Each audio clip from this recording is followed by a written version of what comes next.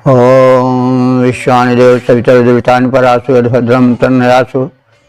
ओम भद्रम कर्णेभिः शृणाम देवा भद्रम पश्येमाक्षिभिर्यजत्रा स्थिरैरङ्गैस्तुष्टुवांसस्तनूभिः व्यसेमहि देवहितं यदायुः। ओम वेद प्रेमियों सुधीर श्रोताओं, संप्रति हम सब ऋग्वेद के षष्ठ मंडल के प्रथम सूक्त के 8वें मंत्र की व्याख्या में प्रवेश करने जा रहे हैं। मंत्र दृष्टा वारहस्पत्य भारद्वाज देवता अग्नि छंद तुष्टुप है। संबंधित मंत्र का शीर्षक है अन्न धन तेजस्वी जीवन हेतु प्रार्थना। अब संबंधित मंत्र का सर्वप्रथम सस्वर पाठ हो जाए। विशां कविं विष्पतिं शश्वतीनां नितोषणं वृषभञ्चर्षणीनां प्रेतेषणिमिषयन्तं पावकं राजन्दभग्नेयजतं रजीणाम्। इस 8वें मंत्र में अग्निदेव की महत्ता, तेजस्विता और अन्न धन प्राप्ति की क्षमता और तदर्थ प्रार्थना है। हम उन अग्निदेव की प्रार्थना करते हैं जो विषाम विश्वति, विश्व कहते हैं प्रजा को, मनुष्य को। तो इसमें तालवीय शाह है, इसलिए इसका अर्थ मनुष्य या प्रजा ऐसा है। लेकिन यदि मूर्धन्य शाह हो जाए तो उसका अर्थ विष होता है, जहर। तो यहाँ पर विष है, तालवीय शाह है, इसलिए इसका अर्थ हुआ मनुष्य या प्रजाजन। तो जो अग्निदेव हैं वे विषाम यानी मनुष्यों की जो उनके उपासक हैं, उनकी विश्वपति पति हैं, स्वामी हैं अथवा रक्षक हैं। पति माने स्वामी या रक्षक पा धातु से बना है। तो जो अग्निदेव हैं वे अपने उपासक मनुष्यों के स्वामी अथवा रक्षक हैं। कवि, वे कवि हैं। कवि का अर्थ ज्ञानी, तत्वज्ञ।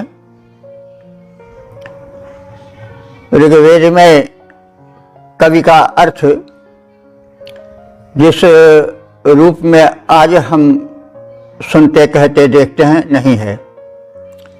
कविता लिखने वाले को कवि नहीं कहा गया है। ऋग्वेद में प्रायः कवि शब्द तत्वज्ञानी के लिए प्रयुक्त हुआ है। तो अग्नि देवता जो हैं वो उपासकों के और अपने निकट रहने वाले भक्तों के पति हैं, स्वामी हैं, रक्षक हैं और कवि हैं, तत्वज्ञानी हैं। नितोषणम, नितोषणम कहते हैं शत्रु संहारक, और शत्रुओं को समाप्त करने वाले हैं, नष्ट कर देने वाले हैं। अब शत्रु का व्यापक अर्थ जैसा हम कहते आए हैं वैसा लेना चाहिए। अग्नि देवता के ताप से जो कीट पतंग हैं, जो वायरसेस हैं, रोग के कृमि हैं, वो भी शत्रु ही हैं। वे तो इतने बड़े शत्रु हैं कि उनके आगे एटम बम फेल है, कोई शक्ति नहीं काम करती। कोरोना फैल गया तो सारे प्रबल से प्रबलतम राष्ट्र घुटने टेक दिए। तो लेकिन ये अग्निदेव परम सक्षम है। ये सबल से सबल, सूक्ष्म से सूक्ष्म शत्रुओं का विनाश कर देने वाले हैं, नितोषण हैं, शत्रु संहारक हैं। और वृषभम, वृषभ अर्थ बलवान के लिए प्रयुक्त होता है अथवा दिल खोलकर दान देने वाले को कहा जाता है। वृषभ शब्द भी ऋग्वेद में बैल के अर्थ में नहीं आया है, रूढ़ नहीं हुआ है। यह वृषभ बैल के अर्थ में बाद में रूढ़ हुआ है। मूलतः यह बलवान के लिए अथवा जो दिल खोलकर दान दे, वर्षा करे, उसे वृषभ कहा गया है। तो ये अग्निदेव नितोषण है, शत्रु संहारक हैं, वृषभ है, बलवान है अथवा दिल खोलकर दान देने वाले हैं। शर्षणी नाम प्रजाजनों के प्रीतिषणिम रक्षार्थ उनके निकट पहुंचने वाले हैं। ईशयंतम, ईश कहते हैं अन्न को, ईशयंतम माने अन्न प्रदान करने वाले हैं। अन्न धन धान्य जो कि जीवन की प्रथम आवश्यकता है, उसको प्रदान करने वाले हैं। और यजतम माने यजनीय है, पूजनीय है। तो ऐसे अग्नि जो रई राम धनों के स्वामी हैं, उनकी हम रई राम माने धनों के लिए स्तुति करते हैं। अस्तुमा, तो ये परमात्मा के प्रकाश में तेजोमय रूप अग्निदेव, जो मनुष्य उनके उपासक हैं, उनके संरक्षक हैं, ज्ञानी हैं, शत्रु संहारक हैं, परम बलशाली हैं, कामनाएं पूरी कर देने वाले हैं, अन्न धन आदि प्रदान करने वाले हैं, प्रजाजनों का संरक्षण करने वाले हैं, तेजस्वी हैं। ऐसे अग्निदेव का हम स्तवन करते हैं। हे अग्निदेव, तुम हमें अन्न धन धान्य एवं तेजस्विता से परिपूरित करो। प्रजापालक ज्ञानी अरिहंता और परम बलवान इच्छाएं पूरी करते हो, करते अन्न प्रदान। प्रजाजनों के रक्षक हे तेजस्वी अग्नि महान, हमें अन्न धन और तेज को कर दो देव प्रदान। ओम वेद प्रेम एवं सुधी श्रोताओं, संप्रति हम सब ऋग्वेद के षष्ठ मंडल के प्रथम सूक्त के 9वें मंत्र की व्याख्या में प्रवेश करने जा रहे हैं। मंत्र दशाविश बारहस्पति भारद्वाज, छंद तिष्ठुप, देवता अग्नि, शीर्षक अग्नि उपासना सुरक्षा और संपन्नता का हेतु। अब संबंधित मंत्र का सर्वप्रथम सस्वर पाठ हो जाए।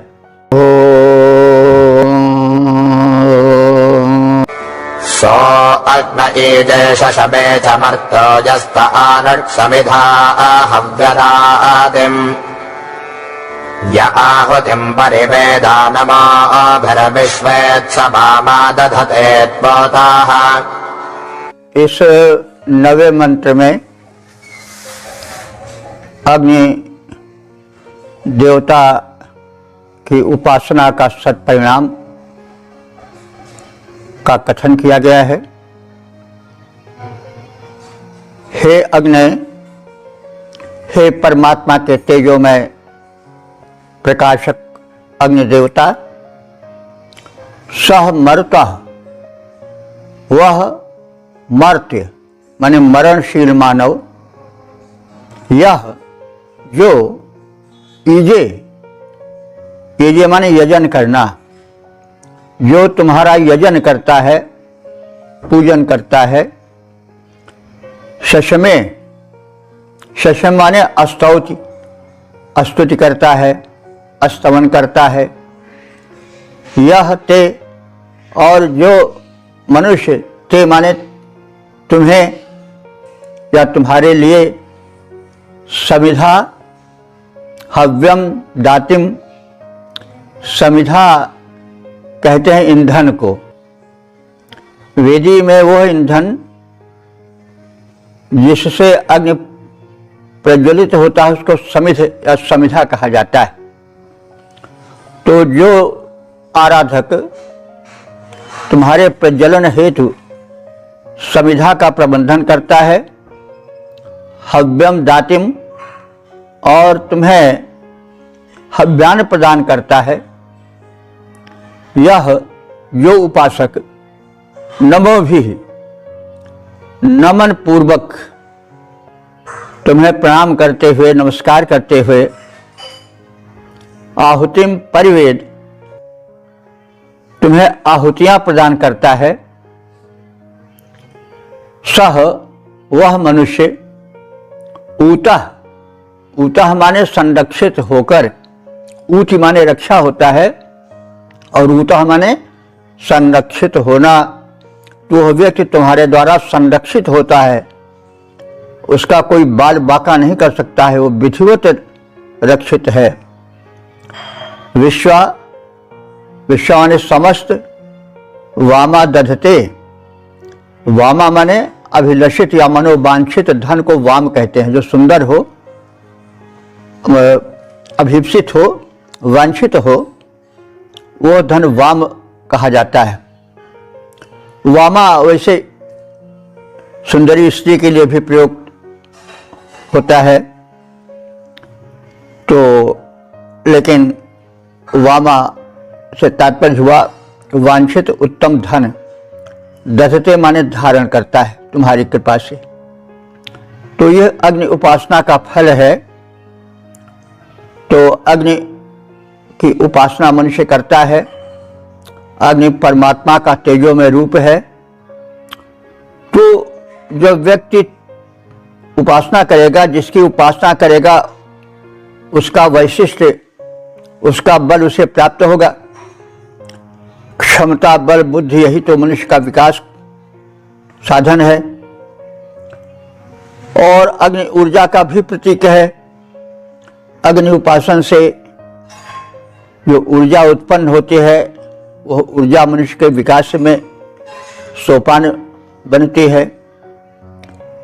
अग्नि को व्यापक रूप से आप देखें तो जठराग्नि में जो सुंदर आहुति देगा, यानी पौष्टिक अन्न प्रदान करेगा, तो उसका तेज बढ़ेगा, उसमें बल बढ़ेगा, स्वस्थ जीवन व्यतीत करेगा और अग्नि द्वारा संरक्षण पावेगा और फिर अभिलषित उत्तम कोटि के धन धान्य का स्वामी बनेगा।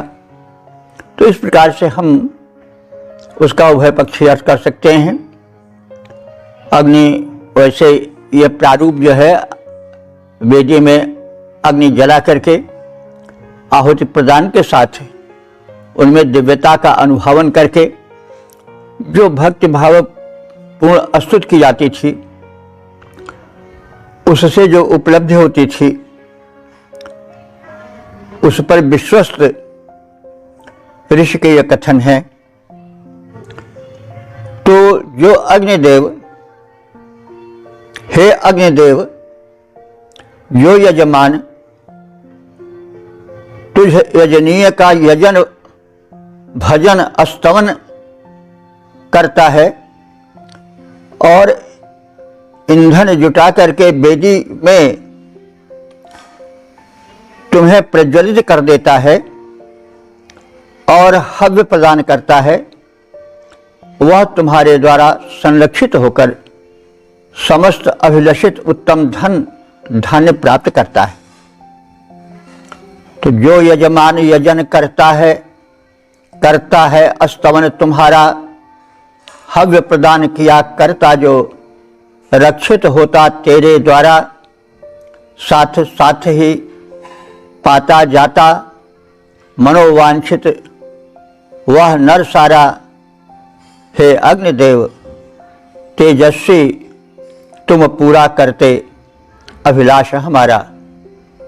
ओम वेद प्रेमियों, सुधी श्रोताओं, संप्रति हम सब ऋग्वेद के षष्ठ मंडल के प्रथम सूक्त के 10वें मंत्र की व्याख्या में प्रवेश करने जा रहे हैं। मंत्र दृष्टारिष बारहस्पत्य भारद्वाज, छंद त्रिष्टुप, देवता अग्नि, शीर्षक सुख समृद्धि समन्वित धन प्राप्ति हेतु प्रार्थना। अब संबंधित मंत्र का सर्वप्रथम सस्वर पाठ हो जाए।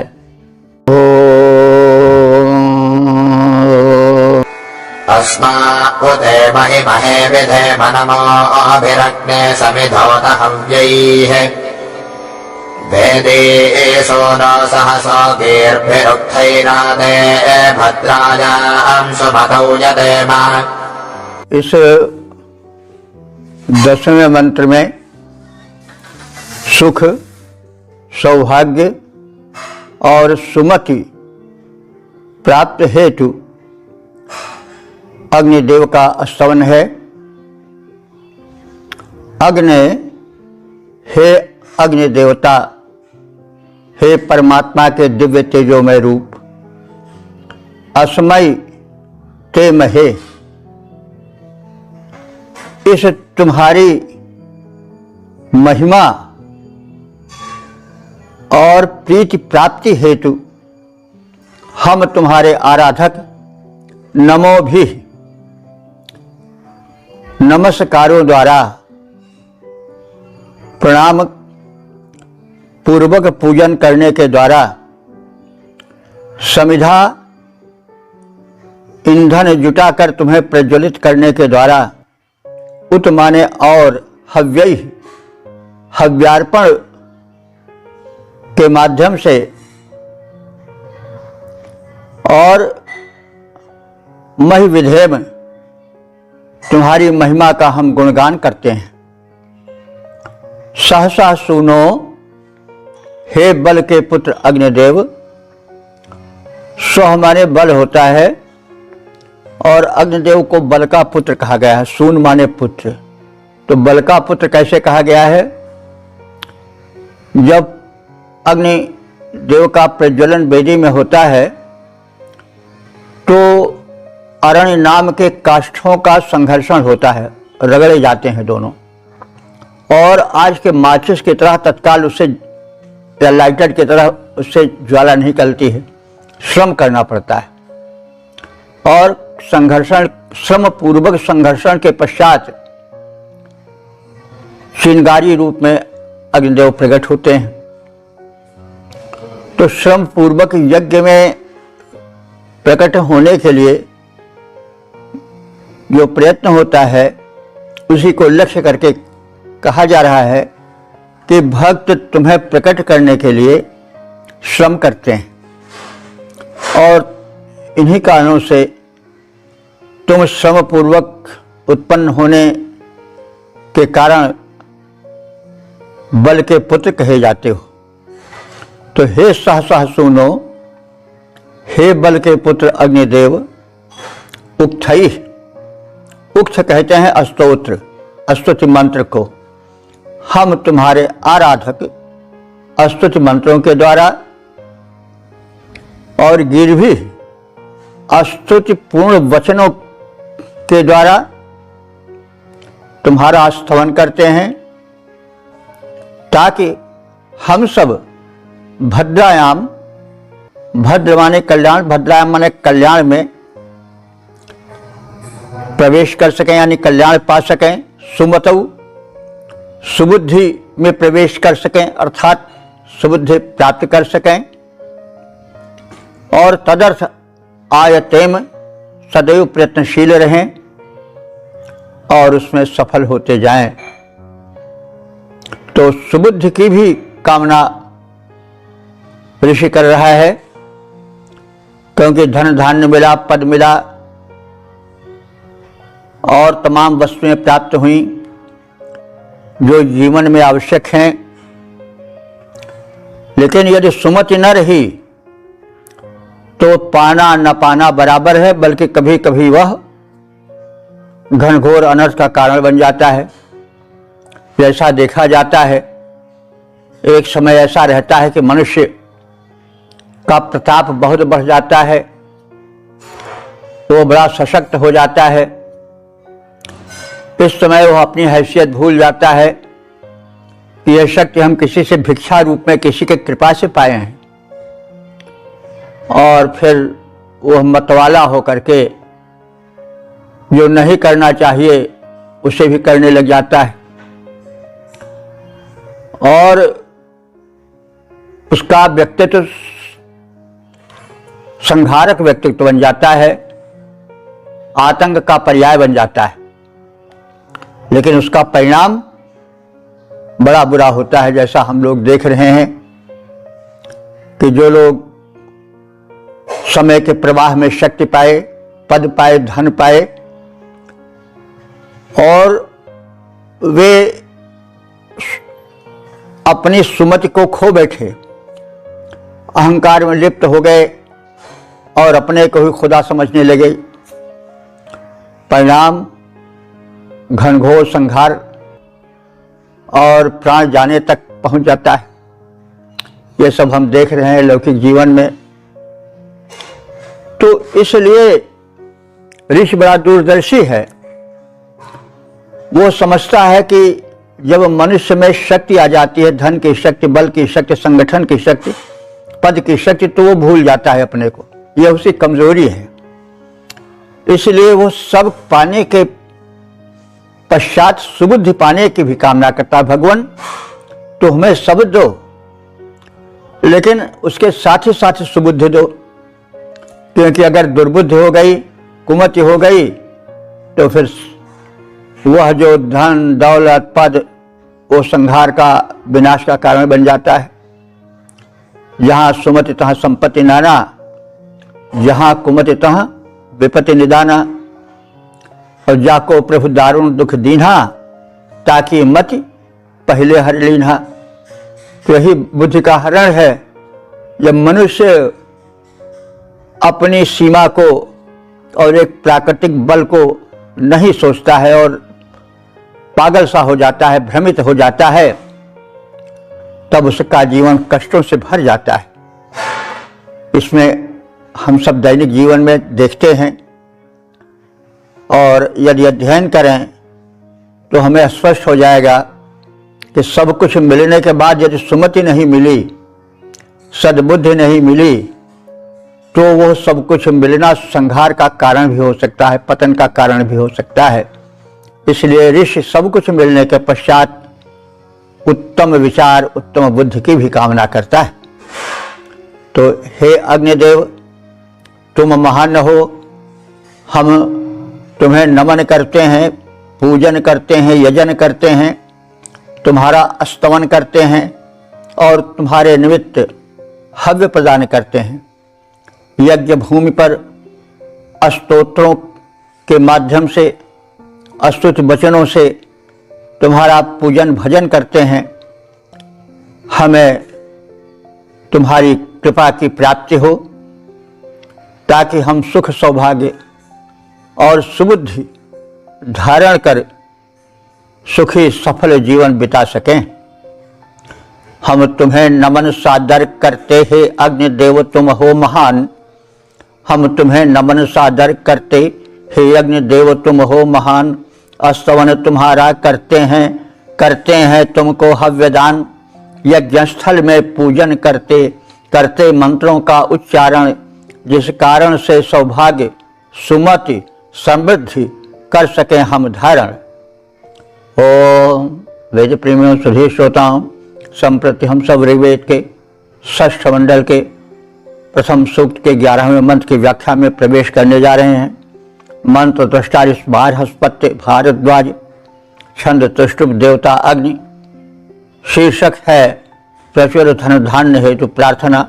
अब संबंधित मंत्र का सर्वप्रथम सस्वर पाठ हो जाए।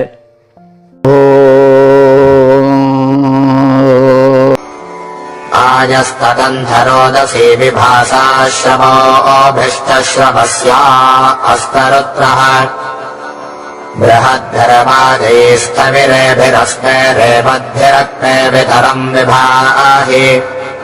इस 11वें मंत्र में यज्ञ वेदी में प्रदीप्त परमात्मा के तेजोमय रूप अग्नि से प्रचुर धन धान्य प्राप्ति हेतु प्रार्थना है। अग्नि, हे अग्नि देवता, त्वम रोदसी। रोदसी एक शब्द में द्विलोक और भूलोक दोनों का अर्थ समाहित है। संस्कृत में कुछ ऐसे शब्द हैं जो हैं एक लेकिन उनमें दो अर्थ निकलता है। जैसे रोदसी है, शब्द एक है लेकिन इसमें द्यावा पृथ्वी, द्विलोक और भूलोक दोनों का। इस तरह से दंपति है, दंपति शब्द एक है लेकिन इसमें पति पत्नी दोनों के अर्थ समाये हुए हैं। तो हे अग्निदेव, तुम रोदसी द्यावा पृथ्वी में, भूलोक और द्विलोक में भाषा, भा माने आभा और भाषा माने आभा द्वारा, अपनी दीप्ति द्वारा ततंथ यानी उसको विस्तृत कर देते हो। इसका मतलब हुआ कि अपनी विस्तृत ज्योति को, दीप्ति को तुम धरा गगन में भर देते हो। अग्नि प्रज्वलित होती है चारों ओर तो उसकी दीप्ति पृथ्वी पर और आकाश में फैल जाती है। अगर हम और आगे बढ़ करके अग्नि का रूप लें तो सूर्य भी अग्नि ही है, उसकी किरणों से आभा से सब भर जाता है, विद्युत भी, तो सब अग्नि ही की महिमा है।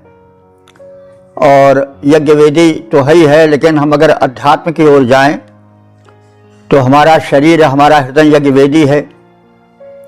उसमें जब अग्नि माने तेजो में रूप परमात्मा का प्रदीप्त होता है तो फिर चारों ओर प्रकाश ही प्रकाश फैल जाता है, चारों ओर दिव्यता छा जाती है, व्यक्ति का व्यक्तित्व तो चमक उठता है, वो महिमा मंडित हो जाता है। तो इस प्रकार से हम अर्थ को विस्तृत करके उसकी लाक्षणिकता के माध्यम से, व्यंजना के माध्यम से भी अर्थ का आनंद ले सकते हैं।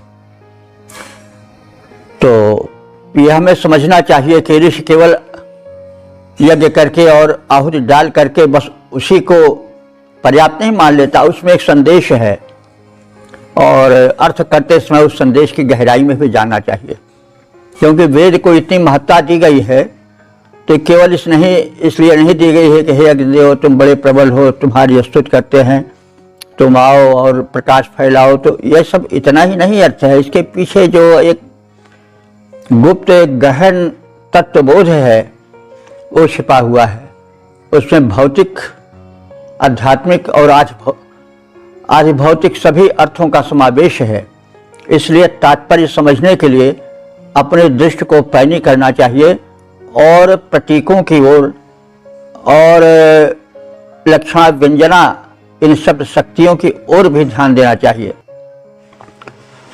तो हे अग्निदेव, तुम अपनी आभा से द्यावा पृथ्वी को भर देते हो और तरुत्रह तुम त्राणकर्ता हो, रक्षक हो।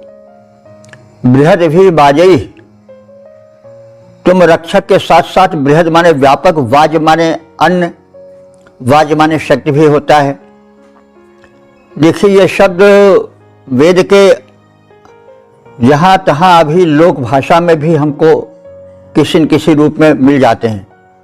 जैसे बाज शब्द एक समय तो पूरे अन्न के लिए आता था, बाद में सिमट गया। बाजरा शब्द जो है प्रचलित है, एक मोटा अन्न है जो कि उबड़ खाबड़ पथरीली जमीन में भी पैदा हो जाता है। तो पहले इतना ना समय था ना साधन थे, तो बाजरा का बोना यह आसान था, जल्दी फसल दे देता था, क्योंकि ऋषि का जीवन साधक वाला जीवन होता था। तो जब उसी में वो खेती में जुटा रहेगा तो फिर ध्यान साधना कब करेगा। तो इसलिए बाज शब्द बाजरा, आज जो बाज अन्न है वो बाजरा के रूप में सुरक्षित है। इसी तरह से बाज शक के रूप में होता है, भाई का बजनी करत हो, क्या कहते बस जाता है, वो बाज बजनी करने लग जाता है, यानी बल दिखाना, बाझ जाना, किसी से भिड़ जाना। इस अर्थ में भी आज भी थोड़ा बदल करके वो रूप देखा जा सकता है। तो हे अग्निदेव, तुम बृहद भी बाजई, तुम व्यापक रूप से बाज माने शक्ति अथवा अन्न प्रदान करने के द्वारा हमें धन्य करो।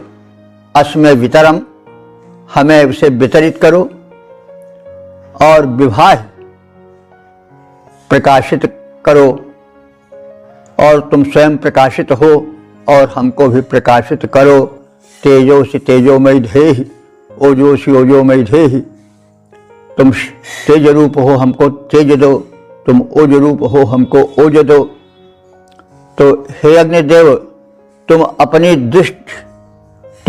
दीप्ति को द्यावा पृथ्वी अवनी अंबर दोनों में फैला देते हो।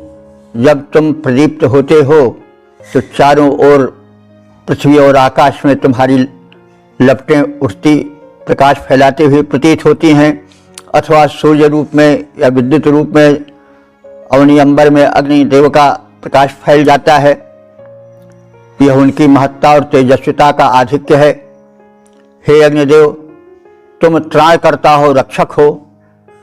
हम स्तोत्रों प्रार्थनाओं के माध्यम से तुम्हारी स्तुति करते हैं। तुम समीपस्थ वेदी पर प्रदीप्त होकर हमें प्रचुर अन्न धन प्रदान करो। यद्यपि तुम व्यापक हो, सर्वत्र हो, किंतु इस समय सम्यक माने संप्रति हमारे इस यज्ञवेदी में प्रदीप्त हो और अपनी इस दीप्ति द्वारा हमारे जीवन को प्रकाशित करो और प्रचुर अन्न धन प्रदान करो। और हम अध्यात्म की ओर जाएं तो कह सकते हैं कि हमारी हृदय रूपी वेदी में तुम तेजो में परमात्मा के रूप हो जागृत हो गए हो। अब हमारे जीवन को धन्य करो, हमें धन धान्य से संपन्न करो। धन भी एक भौतिक धन होता है कि आध्यात्मिक धन होता है, तो हम व्यापक अर्थ में सबको ले सकते हैं। तो धरा गगन में फैल रही है अग्नि देवता दीप्ति तुम्हारी, धरा गगन में फैल रही है अग्नि देवता दीप्ति तुम्हारी। तुमने उभय लोक में फैला दी है अपनी आभा प्यारी। हम स्तोत्रों द्वारा करते देव तुम्हारा सुयश बखान। वेदी पर प्रदीप्त हुए तुम करो हमें धन अन्न प्रदान। ओम वेद प्रेमियों, सुधीर श्रोताओं, संप्रति हम सब ऋग्वेद के षष्ठ मंडल के प्रथम सूक्त के 12वें मंत्र की व्याख्या में प्रवेश करने जा रहे हैं। मंत्र 40 बृहस्पति भारद्वाज, देवता अग्नि, छंद त्रिष्टुप, शीर्षक धन वैभव वीर संतान यशस्वी जीवन हेतु प्रार्थना। अब संबंधित मंत्र का सर्वप्रथम सस्वर पाठ हो जाए। जपत्वसोषधमिद्धे यस्मै भूरितोकाजतनयाय पश्वः पूर्वीर्षो बृहतीरारे अघा अस्मै भद्रासो श्रवसानि सन्तो। इस 12वें मंत्र में अग्नि देवता से परिश्रमी जीवन, संपन्न जीवन, पुत्र पौत्र और परिचारकों से परिपूर्ण घर की, भवन की प्राप्ति की कामना है।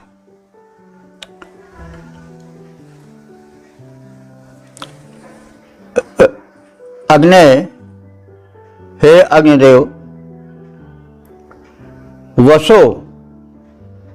वसु कहते हैं धन दौलत को, समृद्धि को। तो वसु संबोधन है अग्निदेव का। हे वसो, हे समृद्ध अग्निदेव, तुम सदम, सदम माने घर को, यानी हम उपासकों के घर को परिपूरित कर दो। किससे? भूरि पशवा, बहुत से पशुओं द्वारा, यानी गोधन द्वारा, बाजधन द्वारा।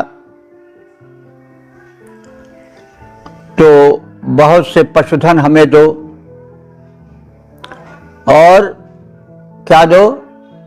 सदम, ऐसा घर दो जिसमें कि तोकाए तनयाए, तोक माने पुत्र और उनके तनय माने पौत्र। हमारे घर में हमारे पुत्र पौत्र सुखी संपन्न रहें, ऐसी परिस्थिति दो, ऐसा वातावरण दो। तो इस प्रकार से हे अग्निदेव, तुम स्वयं समृद्ध हो और हमें ऐसा सद वाले घर प्रदान करो जिसमें कि हमारे तोख माने पुत्र हों और तनयाय माने उनके पुत्र यानी पौत्र हों। हमारे पुत्र और पौत्रों से घर युक्त रहे, और निर्वत, नृ माने मनुष्य और परिजन, सेवक वृंद, परिचारक आज भी हमारे घर में रहें, यानी समृद्ध और संपूर्ण जीवन दो। अस्मयी देह हमें प्रदान करो, और भूरि पशु, और बहुत से पशुओं के धन हमें प्रदान करो। आरे अधः, लेकिन एक बात आपसे प्रार्थित है कि आरे अघः, ये सारे धन, सारे पुत्र परिवार के जो लोग हैं वे सब पापों से दूर रहें। आरे, आरे माने दूर, दूर और निकट दोनों का अर्थ होता है, लेकिन यहाँ पर प्रसंगानुकूल आरे शब्द का अर्थ होगा दूर। तो हमारा जो पुत्र परिवार और धन समृद्धि से भरा पूरा वातावरण है वह आरे अघः, पाप से दूर रहे। और श्रवः, श्रव कहते हैं अन्न को भी, श्रव कहते हैं यश को भी। हमें धन दो और यश भी दो, लेकिन वो धन और यश जो है वो सात्विक हो और वो अघ से, पाप से दूर हो। यह बड़ी दूरदर्शिता है। प्रायः जब व्यक्ति के जीवन में भरा पूरा परिवार होता है, समृद्ध सशक्त पुत्र पौत्र होते हैं, धन लक्ष्मी पद आदि सम्मान आदि जुड़ जाते हैं, तो मनुष्य का दिमाग खराब हो जाता है, पागल बन जाता है, और फिर जो नहीं करना है वो करने लग जाता है। अहंकार में भूल जाता है कोई ऊपर भी है। और यह जो देख रहे हो यह चमक दमक बहुत दिन तक नहीं रह सकती है। तो ये सब बातें भूल जाता है व्यक्ति। इसलिए ऋषि जहां धन धान्य पुत्र परिवार की कामना कर रहा है वहां सुमति की भी कामना कर रहा है, और कह रहा है कि हमें यश भी दो, धन भी दो, पुत्र पौत्र सब दो, भरा पूरा घर दो, लेकिन उसके साथ साथ ये सब आरे दूर रहे। किससे? अघ, पाप से। पाप क्या है? पीड़क है, किसी को सताना, अनुचित रीत से धन कमाना, धोखा देना आदि आदि सब, ये सब पाप हैं। पाप वो है कि जो, और पुण्य क्या है इसको अगर हम चाहें तो एक शब्द में जान सकते हैं। हम जो चाहते हैं वही हमें दो, वही विचार हमें दो। जैसे हम चाहते हैं कि हमको धन मिले तो हम यही दूसरे से भी आशा करें कि वो भी धन पावे। हम चाहते हैं कि हमें प्रशंसा मिले तो हम जो मिले उसे दें, प्रशंसा दें। ये नहीं कि हमें धन मिला तो हम उस धन से और धन इकट्ठा करें, प्रशंसा मिली तो और प्रशंसा इकट्ठा करके दूसरे की प्रशंसा को दबा दें, दूसरे के धन दौलत को दबा दें अथवा उसको छीन लें। तो यही सब दूरदर्शिता है।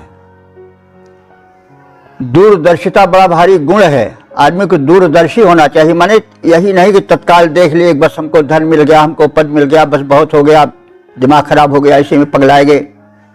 दूरदर्शी में दूर तक देखें कि यह जो स्थिति हमें मिली है, यह स्थिति जिनको मिली, यदि उन्होंने उसका दुरुपयोग किया तो उसका क्या परिणाम हुआ, इसको भी सोचे ना। तो यही दूर देखना हुआ। इतिहास में हम देखते हैं कि जो धन दौलत पाए और धन दौलत पा करके सीमा को लांघ गए, अदूरदर्शी बन गए, आंखों में माड़ा छा गया, पर्दा पड़ गया। परिणाम क्या हुआ कि सोने की लंका जल गई और 1 लाख फूट 1.25 लाख नाती, तही रावण घर दिया न बाती। ऐसे तमाम साम्राज्य हुए जो कि अत्याचार के कारण और विलासिता के कारण नष्ट भ्रष्ट हो गए। तो मनुष्य को दूरदर्शी होना चाहिए और यही दूरदर्शिता ऋषि में है। वो दारिद्र्य भरा जीवन नहीं चाहता है। ऋषि चाहता है कि हमें भरा पूरा परिवार दो, हमें धन धान से संपूर्ण परिवेश दो, हमें सर्व माने यश दो अथवा अन्न धन आदि दो, लेकिन उसके साथ साथ सुबुद्धि दो। और आरे अघा हम पाप से सदैव दूर रहें। पाप पीड़क होता है, इसीलिए मंत्रों में तमाम जगह कहा गया है कि हमें पाप से दूर रखो। विश्वान देव सवितर दुरितानि परासु, हमें पापों से दूर रखो, क्योंकि दुरित या पाप जो है वो पीड़क होते हैं। वो थोड़ी देर के लिए अच्छे लग सकते हैं, जैसे तमाम लोग हैं नहीं, पाप किए, धन दौलत मिल गया,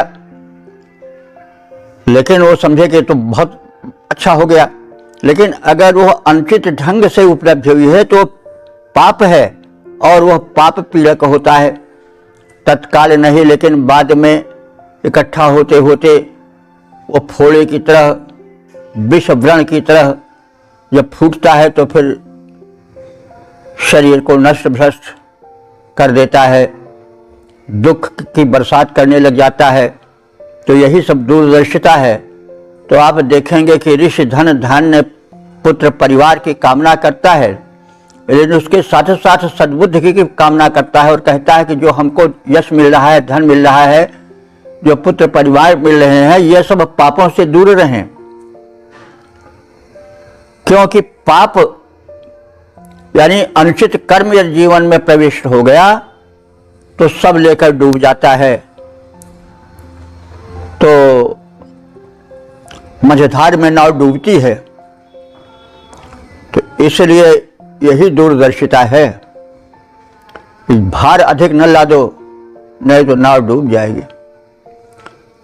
तो हे समृद्ध अग्निदेव, तुम संपन्न हो, हमें पुत्र पौत्रादि से युक्त धन धान्य भरा हुआ सुखी संपन्न परिवार दो। हमारे पुत्र पौत्रों को भी प्रभुत धन धान्य पशुधन गोधन गज धन आदि से परिपूर्ण करो। हमें ऐसी शक्ति प्रदान करो कि हम पापों से दूर रहें और पवित्र जीवन बिता सकें। मंगल पथगामी होकर हम यश और अन्न धन प्राप्त करें। हम कुपथ को ना अपनावें ताकि हमारी मंजिल वहाँ पहुँचे जहाँ कल्याण है। यदि हमारा कुपथ हो गया, रास्ता हमारा बिगड़ गया, तो फिर जो मंजिल मिलेगी वह विनाश वाली मंजिल होगी। तो पुत्र पौत्र परिजन से पूरित भवन करो अब हमें प्रदान। पुत्र पौत्र भी पशुधन पाकर बने रहें बहु वैभवान। हे अग्नि देवता, हम तेरे द्वारा ऐसी क्षमता पाएं, मंगल पथ के पथिक बने, हम परम यशस्वी बन जाएं। ओम वेद प्रेमियों, सुधीर श्रोताओं, संप्रति हम सब ऋग्वेद के षष्ठ मंडल के प्रथम सूक्त के 13वें मंत्र की व्याख्या में प्रवेश करने जा रहे हैं। मंत्र दृष्टा बृहस्पति भारद्वाज, छंद त्रिष्टुप देवता अग्नि, गोधन अश्वधन समेत समृद्ध जीवन की चाह, यह शीर्षक है। अब संबंधित मंत्र का सर्वप्रथम सस्वर पाठ हो जाए। वरुण्यग्ने पुरधात् राजावसो निराजन् वसुधाते अस्याम् पुरोडिहित्वे पुरवारसञ्जग्ने वसुविधते राजनित्वे। इस 13वें मंत्र में, जो कि समापन का मंत्र है, इसमें प्रथम अग्नि की महत्ता, तेजस्विता और उनके व्यापक ऐश्वर्य का कथन है, और फिर उनसे धनैश्वर्य प्राप्ति की कामना है। जिसके पास हो उसी से तो मांगना चाहिए। जिसके पास अल्पधन है उससे क्या मांगा जाए, जो समर्थ हो उसी से मांगा जाए। इस विषय में थोड़ा सा हमको स्मरण आ रहा है प्रसंग, कहीं हमने पढ़ा था कि एक बार कोई फकीर या साधु अकबर के दरबार में कुछ याचना के लिए गया। तो जब पहुंचा तो कहा, हम बादशाह से मिलना चाहते हैं, तो कुछ प्रयोजन है प्राप्ति का। तो लोगों ने कहा अभी वो वजू कर रहे हैं, यानी परमात्मा से वो मांग रहे हैं। तो यह सुनते ही वह साधु या वो फकीर लौट पड़ा। तो लोगों ने कहा आप आए हो, फिर क्यों चले जा रहे हो, रुको, थोड़ी देर में आवेंगे बादशाह महोदय। तो उसने कहा भाई अब हम मंगतों से क्या मांगे, जो खुद मांग रहा है वो तो मंगता है। तो जो बादशाह को देता है, हम उस सबसे बड़े दानी, जिसके कि धन, जिसका कि खजाना कभी खाली नहीं होता, उससे अब हम भी उसी से मांगेंगे। हम अब इस भिखारी से क्या मांगें। तो कहने की यह मतलब है कि मांगो उसी से जिसके पास पर्याप्त हो। जो दरिद्र है, जो स्वयं भिखारी है, उससे क्या मांगोगे। दाता एक राम भिखारी सारी दुनिया, ये तो बड़ा प्रसिद्ध गीत है। तो इसको ध्यान में रखना चाहिए। तो मांगना है तो उससे मांगो जो सबको देता है। तो इसी संदर्भ में अग्निदेव से प्रार्थना की जा रही है कि हे अग्निदेव, राजन तुम परमेश्वर्य संपन्न हो। ते पुरूणि पुरुधा वसूनि, ते माने तुम्हारे अंतर्गत, पुरूणि माने बहुत अधिक, पुरुधा माने बहुत प्रकार के, वसूनि माने धनैश्वर्य हैं। पूर्वार अग्नि, हे भूतों द्वारा प्रार्थित वरणीय अग्निदेव, त्वयि राजन, तुझ तेजस्वी से, राज शब्द है नहीं, राज माने राजना, राजते राजा। तो भाई जिसके धनेश्वर्य होता है वही राजा है, क्योंकि वही सुशोभित होता है। यस्यास्य वित्तम संदरा कुलीना सा पंडिता सा श्रुतवान गुणज्ञा सायो वक्ता सच दर्शनीया सर्वे गुणा कांचन माश्रयंती। जिसके पास अधिकार है, धन है, दौलत है, वही रूपवान है, उसी का मुंह सब देखते हैं।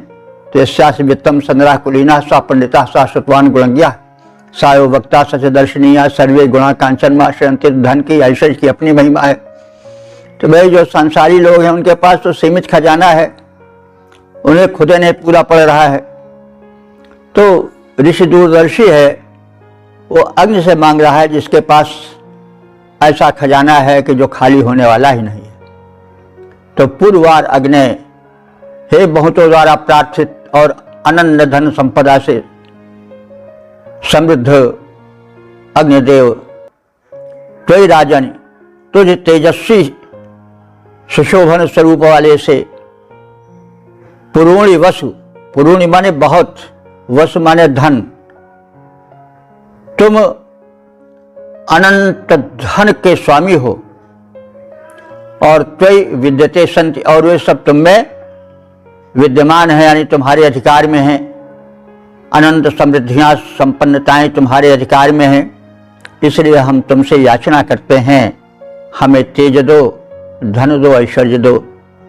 तो हे अग्निदेव, तुम ऐश्वर्यवान, रमणीय एवं वर्णीय हो, प्रचुर धनों के स्वामी हो। हे ज्योतिर्मय, हे ज्योति स्वरूप अग्निदेव, हमें अश्व दो, गौ समेत प्रचुर धन धान्य से संपन्न करो। तुम्हारे अधिकार में प्रचुर धन धान्य समृद्धियां हैं। हे अग्निदेव, ऐश्वर्यवान, रमणीय, प्रचुर धन के स्वामी हो, ज्योति रूप वर्णीय परम, हो ज्योति रूप वर्णीय परम, हम सब हैं तेरे अनुगामी।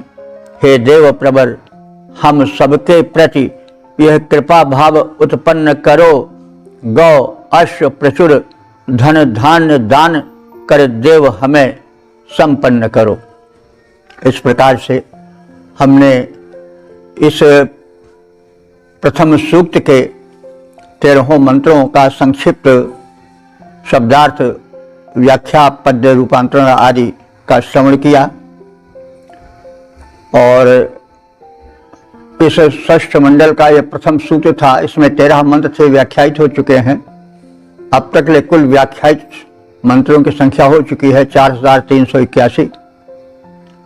तो इस सूक्त में अग्निदेव की प्रशंसा है, उनके प्रति भक्त भाव का प्रदर्शन है, उनकी महत्ता का कथन है, उनकी तेजस्विता पर प्रकाश डाला गया है।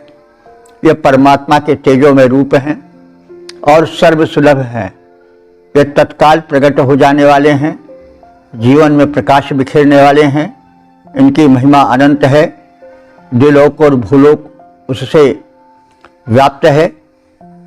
और इसको ध्यान रखें कि जो ऋग्वेद की भक्ति पद्धति है, उपासना पद्धति है, वो अग्नि को वेदी में प्रदीप्त करके उसमें आहुति डाल करके और फिर प्रार्थना करके जीवन को तेजोमय बनाने, धन धान से संपन्न बनाने की प्रार्थना है। तो ये अग्निदेव हमारे घर में, बाहर, यज्ञवेदी में, यहाँ तक कि हमारे शरीर में ऊर्जा बन करके, जठराग्नि बन करके व्याप्त हैं, आंखों में तेज बन करके व्याप्त हैं। तो ये प्रत्यक्ष देवता हैं।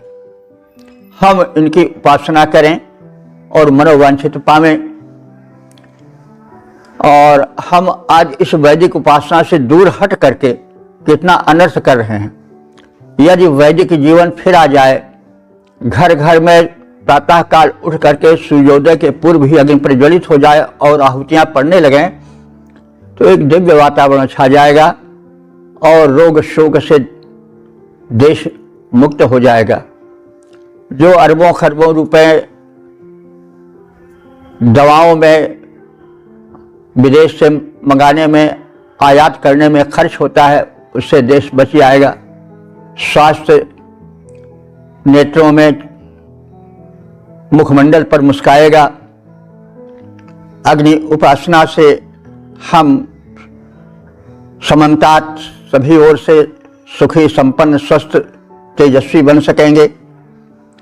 तो यह जो देवों की पूजन पद्धति है ऋग्वेद की, यह बड़ी ही सटीक, बड़ी ही सुलभ और बड़ी ही स्तुत्य और लाभप्रद है। कहीं जाना नहीं है, अपने घर में बुलावें देवता को, अग्निदेव को जलावें, आहुति डालें, वातावरण का शोधन हो और उस तेजोमय रूप का ध्यान करके हम अपने को तेजस्वी बनावें।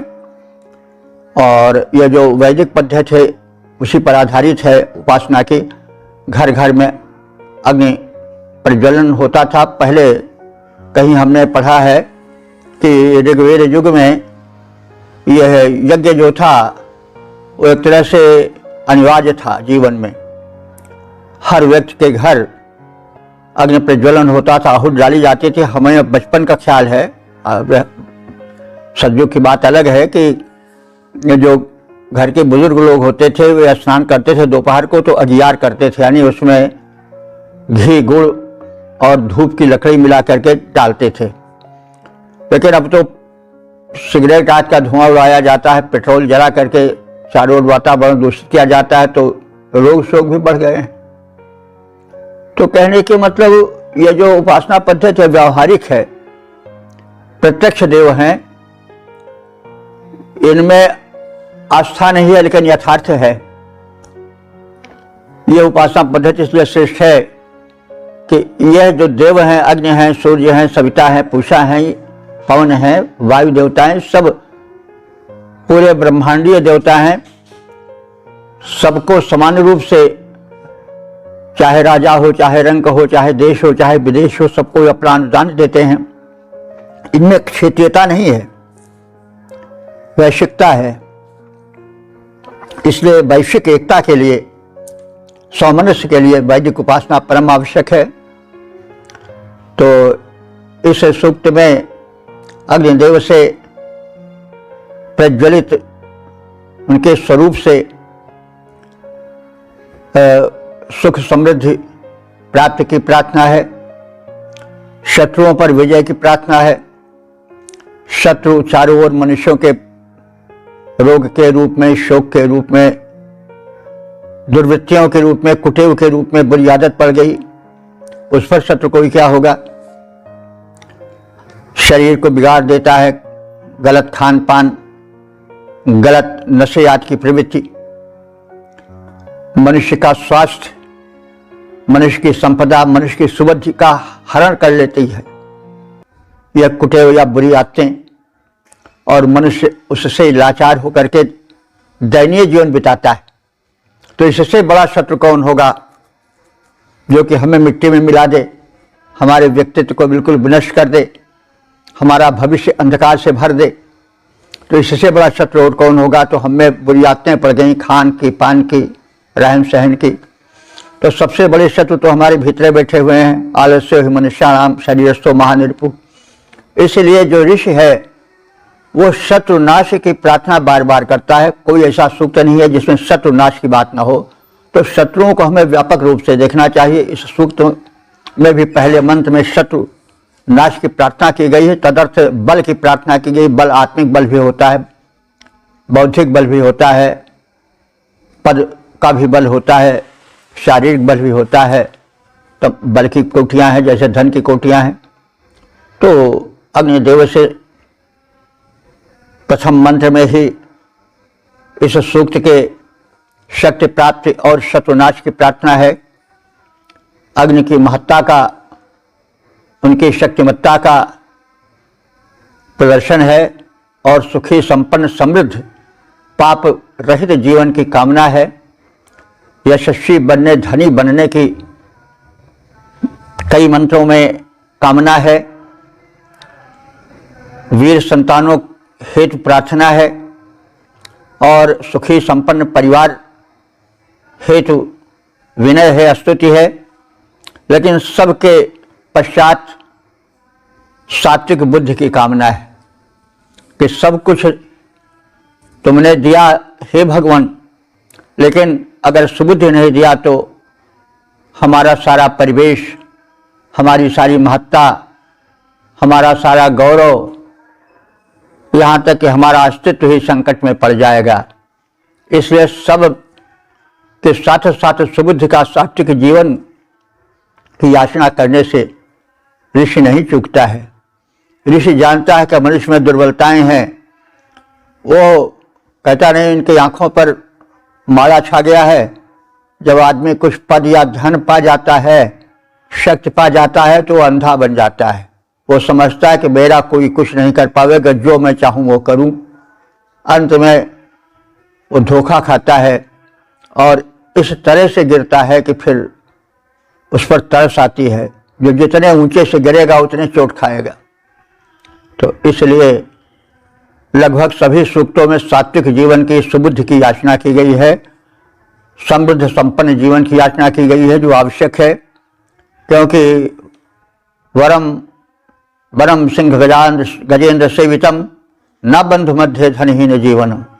संस्कृत का ही कथन है कि भले ऐसे वन में हमको रहना पड़े जहाँ की सिंह हाथी आदि चिंघाड़ रहे हों, गर्जन कर रहे हों, लेकिन न बंधु मध्य धनहीन जीवनम, भाई बिरादरी के बीच में दरिद्र जीवन, गरीबी वाला, अभाव वाला जीवन न हो। तो धन आवश्यक है। सर्वे गुणा कांचन माशयन्ति यस्यास्य वित्तं संग्राकुलीना सा पंडिता शाश्वतवान गुणज्ञ सायो वक्ता सच दर्शनीया सर्वे गुणा कांचन माशयन्ति। यह अपने में सत्य है, लेकिन यह भी सत्य है कि इसके साथ अगर सुबुद्धि नहीं रही तो वही धन विनाश का कारण, पतन का कारण हो सकता है। इसलिए ऋग्वेद में ऋषि ने अपने उच्च चिंतन में धन दौलत भरा, धन समृद्धि पुत्र पौत्र से भरे परिवार की कामना की, लेकिन उसमें सुबुद्धि की भी कामना की। क्योंकि सब मिलने के बाद अगर सुबुद्धि नहीं रही तो मिलना ना मिलना बराबर, बल्कि वो तो और अनर्थ का कारण हो सकता है। तो इस प्रकार से हमने इस ऋग्वेद के षष्ठ मंडल के प्रथम सूक्त के 13 मंत्रों के विषय में संक्षिप्त ज्ञान प्राप्त किया। अब हम चाहते हैं कि ज्ञान केवल ज्ञान न रह जाए, उसको व्यवहारिक जीवन में उतरना चाहिए। सब लोग त्रिकालज्ञ ऋषियों के अनुभवों को, उनकी दूरदृष्टि से प्राप्त विचारधारा को सुने, समझें और तदनुकूल जीवन बितावें, उसका प्रचार प्रसार करें। तो इस विचार के साथ मैं अपने वाणी को विराम देता हूँ। ओम सर्वे भवन्तु सुखिनः, सर्वे सन्तु निरामयाः, सर्वे भद्राणि पश्यन्तु मा कश्चित् दुःखभाग् भवेत्। ओम।